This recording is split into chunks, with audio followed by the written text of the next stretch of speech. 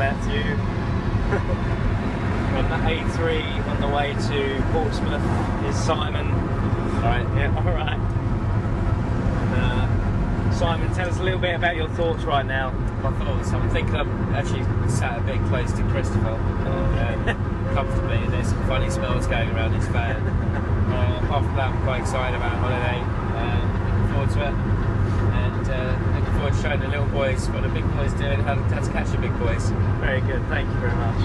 And over to Matthew, what about your thoughts? How are you feeling about this week? I'm just worried about what Si's going to be doing with little boys. Well, they'll wipe the gangsters down the picture. Wrong. So now we're here at Old Oaks. It's about 2:30 in the afternoon. It's really hot out here today, to be honest as well. We've been running around Le Mans all morning, getting stuff sorted, and got all the food in, the beers obviously, and yeah, so we're here now. Just finished setting up, just had a lovely shower, much deserved, and now I'm going to go get my rods out. I know Simon's already got his, or he's about to put his out, and I think Matt is as well. And I'm just going to quickly show you around inside the chalet that we've got. So let me turn that round. So in here is the shower. It's quite nice to have that, very refreshing. Kitchen area. It's there. All the UK mains as well. That makes a big difference. Although I nearly blew it up earlier. There's the freezer. Store any frozen boilies, that sort of stuff, and fridge, and then also some of the big monsters that have come out recently, I guess, and hopefully we'll see a few of these on the bank. So I'm going to go back to the swim now, so I'll show you the lake. There's the outside area. We've got barbecue picnic table type thing. That's the actual barbecue, it's lovely. We'll be cooking on that tonight, first night. That's swim. We're now coming up to my swim. I'm sort of bang in the middle of the lake, really. To be fair, so I've probably got the most sheltered swim out of all of us as well. I've got quite a lot of shade cover when the sun moves over. Here it is, I haven't even put my rods out yet, obviously. There's the bivvy. Or should I say, mobile home bivvy. Quite a big old thing. It's the Nash double top extreme. Pod's all set up with the alarms ready to go. And yeah, this is my swim. I've got all this area to work with over the next 7 days, and hopefully it's going to produce a fish or two. It's day 2, and it's pretty hot right now. It's about 26, maybe 27. There's a little bit of action this morning, nothing last night. 5:30 I was woken up by left hand rod tearing off. Unfortunately nothing on there.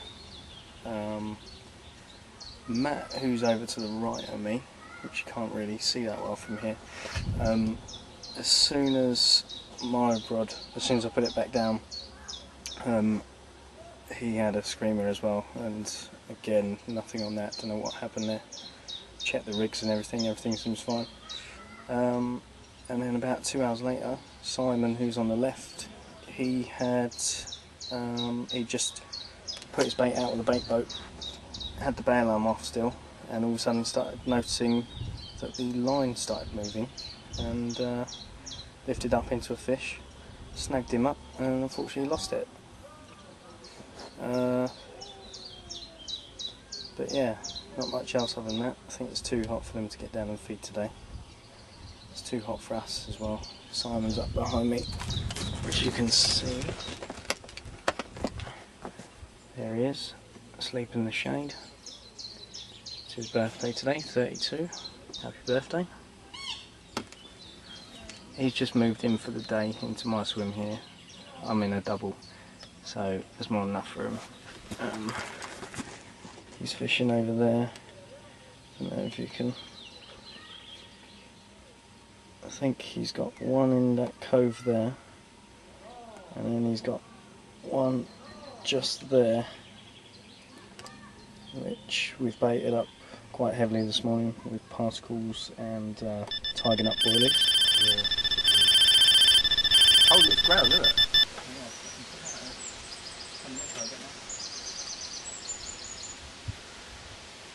Where are the binoculars in here? Yeah. You filmed them already? Yeah. Jesus.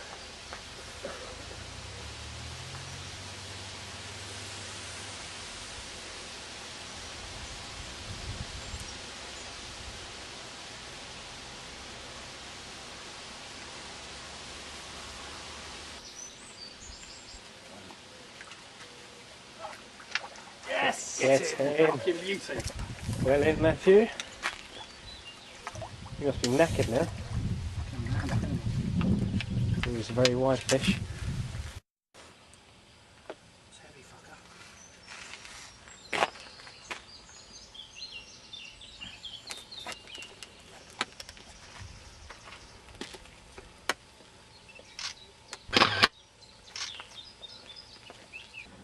It's day 5 now.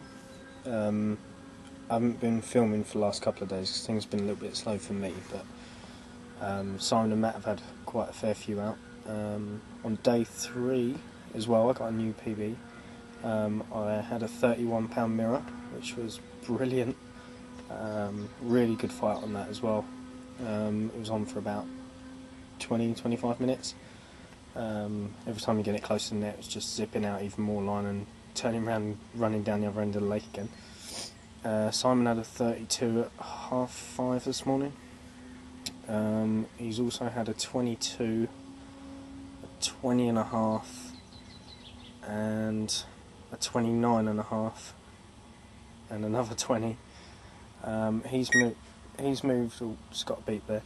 He's moved down to the bottom end of the lake, all the way down that way. And I've actually moved swims tonight after dinner. I'm now at the top end of the lake in the last swim, which is here.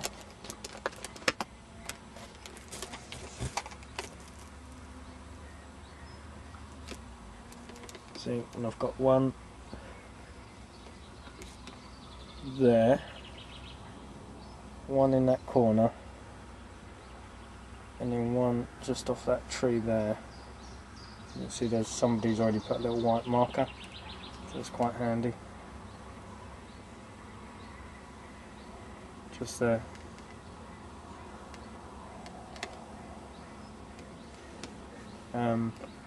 But yeah, so I've moved because the last couple of days have been really quiet down in the middle swim.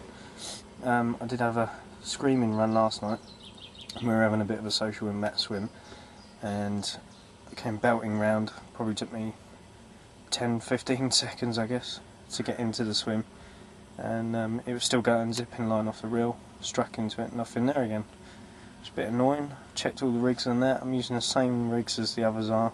Then we did put it down to today because Matt's been experiencing the same thing as well, and one of his he actually managed to hook into, and it turned out it was an otter. So we think that's obviously what their false runs basically.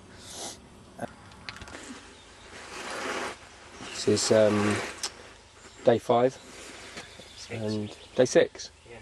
It can't be day 6. Thursday too. Well, yeah, day 6, and Chris caught a much needed fish after a few days of no action, so he's quite a happy chappy. And this one weighs 27, was it? 28.5. 28.5. Perfectly hooked. Took it on the drop after a